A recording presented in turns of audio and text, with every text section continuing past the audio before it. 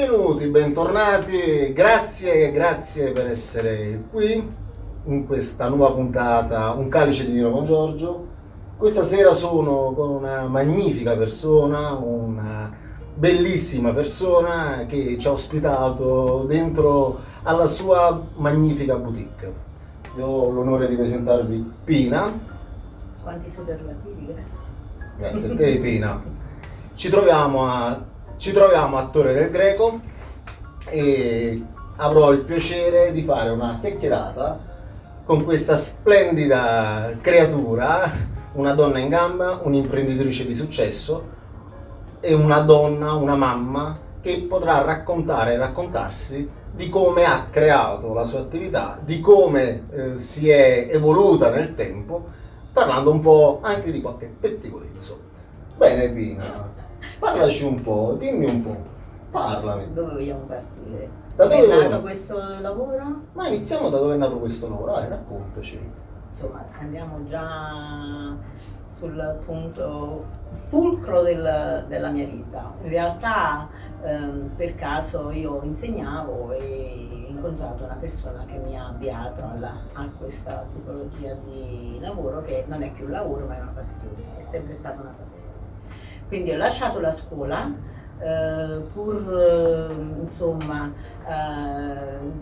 avevo comunque superato gli iscritti per un concorso magistrale e quando sono andata ad esaminare in orale ho detto candidamente: guardi, io non voglio fare questo lavoro, sono innamorata di un altro lavoro che avevo fatto da giusto un mese. Avevo incontrato questa cosa, questa grande espressione, questo mondo che io ho sempre amato, perché fa parte del mio modo di essere donna, del mio modo di vedere il bello, di trasmettere il bello agli altri a seconda di quello che era il mio gusto. Mi piaceva tanto, un po' di vanità.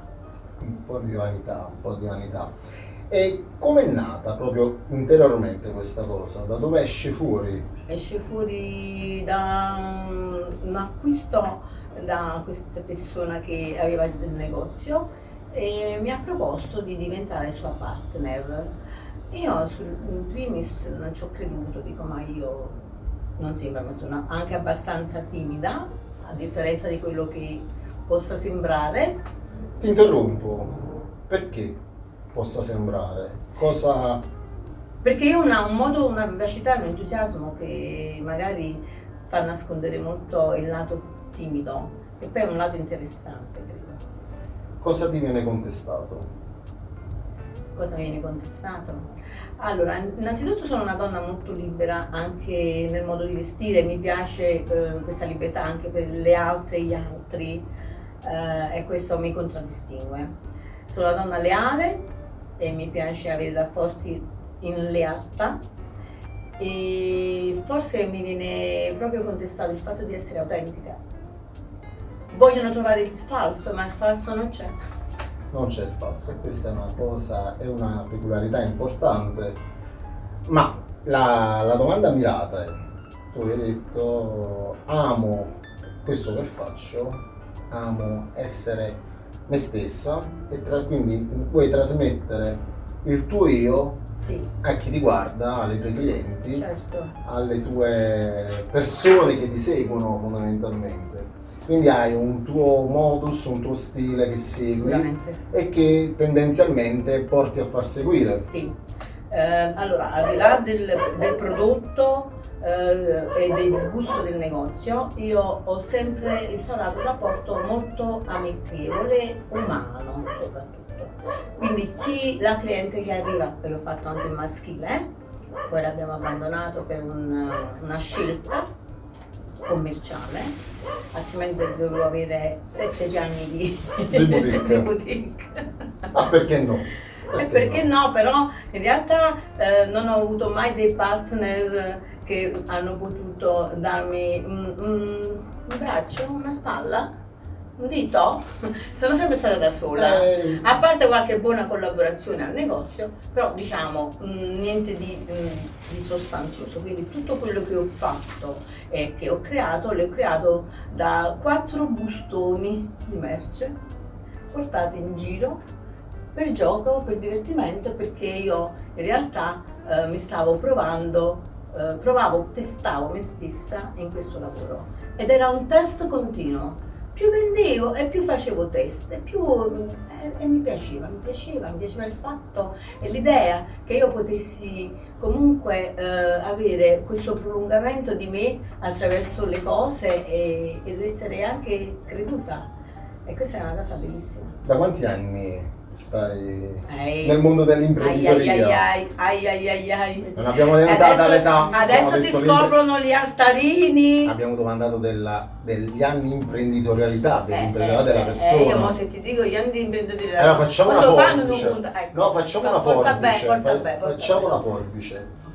Ok. 10, 15, 15, 20, 20, 30. Basta, non andiamo oltre. Diciamo che abbiamo superato i 30. Va bene così. Va bene così. Non andiamo oltre, siamo gentiloni, non possiamo svelare tanti altarini. Sembra brutto, zafà. Oppure si fa, ma non mo. Ma non si dice. Bene. Hai avuto problemi nell'iniziare questo mondo, questa tipologia di attività? Hai avuto contrasti in famiglia? Hai avuto contrasti personali che non credevano in quello che stavi facendo? No, la mia famiglia mi ha appoggiato del tutto perché ha detto questo è il male minore, perché io avevo le mie idee artistiche particolari. Dici vabbè, devi proprio avere questa tuo modo di brillare, brilla in questo. A me mi tenevo sotto controllo, quindi è un lavoro. Eri temuta per la tua esclusività? Ero temuta perché sono sempre stata un po' attratta dal mondo artistico. E contrasti? Allora, diciamo che io sono stata anche sposata. Sei stata sposata? Quindi con gelosie continue, tant'è vero che ho dovuto abbandonare il lato anche maschile, anche per questo. L'ho fatto più per una scelta commerciale, perché io mi sento soprattutto una lavoratrice. Altrimenti non l'avrei fatto, diciamolo. Però è anche vero che c'era questo tormento, perché poi arrivavano anche bei ragazzi. Abbiamo avuto qualche calciatore, qualche atleta. E quindi Il lato bello il lato bello anche dell'attività. questo lato, perché io amo soprattutto il contatto con le persone. E quindi c'è stato un momento di contrasto, gelosia che hai superato e sei andata avanti per la tua strada. Sempre. Non ti sei fatta tarpare le ali Da nessuno, mai. E questo è fondamentale, quindi comunque In tutto e per tutto. stiamo trasmettendo un messaggio che se hai un'idea e hai un potenziale e credi in te stessa, nessuno, che sia un uomo, che sia donna, che sia un marito, che sia un amante, deve permettersi di bloccare quello che tu voglia fare, perché non credo che la cosa migliore è essere liberi di fare quello che uno vuole nel miglior modo possibile. Io sono uno spirito libero, quindi assolutamente non accetto nessuna imposizione, come non voglio imporre mai nulla di mio a nessuno. Deve essere sempre una scelta. A me piace camminare, di pari passo. Non sono io né tu, ma ci deve essere sempre una complicità e con la persona, e con la cliente, e con la collaborazione. Di conseguenza ti ritrovi in un mondo che rispecchia la tua anima, Certo. la tua immagine, si traspira positività in questa boutique. Io che ci sono posso dire che si Grazie. vede l'amore che metti anche nella grande varietà della scelta dell'abbigliamento, dei vestiti, della qualità, dei colori. Quindi tanto di cappello, complimenti. Grazie. Lo diciamo in diretta senza mezzi termini. E questa non è un'intervista pubblicitaria, noi stiamo intervistando una donna che ha creduto in un'idea e si è lanciata in quest'idea a prescindere da quello che poteva essere, da un posto sicuro che poteva essere l'insegnamento, che è importante, ha creduto invece di dare un qualcosa in più a se stessa e alla comunità, che comunque rendi belle le persone. Pensavo di essere più adatta amavo i bambini e comunque anche i bambini mi amano, però la mia propensione era verso questo aspetto della vita. E progetti futuri? Progetti futuri? Progetti io ne faccio sempre perché mi sembra mai di essere arrivata a niente, quindi ho sempre Dici un voglia. progetto a breve termine. Ma preciso non ce l'ho, ma poi non pescare insieme. Un progettino che si vuol dire, Progettino. per forza, sembra brutto. Avere sempre qualcosa che ti appassiona, che quindi comunque non mi crea stanchezza e noia, soprattutto nel quotidiano. Io amo il mio quotidiano, nessuno me lo devo togliere, quindi devo lavorare sempre e quindi devo fare sempre delle cose che non mi devono appiattire. Potrei anche rimanere nel campo, magari fare un aiuto per qualche azienda, mi piacerebbe tanto dare dei consigli alle aziende perché io ho il contatto col pubblico finale, per cui mi piacerebbe e sarebbe molto utile avere delle persone che hanno il contatto con la clientela, lo dico alle aziende, chiamateci e veramente Si sta facendo pubblicità adesso, va bene comunque. con piacere mi piacerebbe veramente affiancare qualcuno che fa le collezioni, prêt-à-porter ovviamente. C'è qualcosa, potrebbe essere interessante, come chi mi segue e mi conosce sa che il canale che faccio parla delle donne, ma non solo, sono un divulgatore e tu sai, io mi occupo anche di commercio, vendo online. Potrebbe essere anche un progetto futuro, poter ampliare le vendite a livello massivo, che possa essere in Europa, in Italia, ma in tutta Europa, cosa che credo che al giorno d'oggi va sempre presa in considerazione in un certo modo. Però questo se ne parla a parte. Questa è un'altra storia. Questa è un'altra storia. Comunque, la nostra intervista, che è un po' una chiacchierata informale, la puntiamo adesso qui, poi sicuramente faremo altro con Pino, se ne piacete. Sicuramente. Vediamo. Se questa intervista vi sta piacendo, un like, seguitela poi su Instagram, come la tua pagina di Instagram. Pina Panariello Boutique.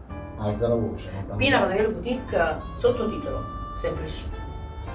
Vabbè, poi metterò tutti i riferimenti nella didascalia, nel video, come sempre. Beh, poi lo condivideremo sulla nostra pagina di Instagram, sulla sua pagina di Instagram e vediamo che cosa ne viene fuori. E su tutte le pagine che viene fatte. Signori, io vi ringrazio per essere qui con noi. A voi. Grazie, ciao. Grazie a te, grazie.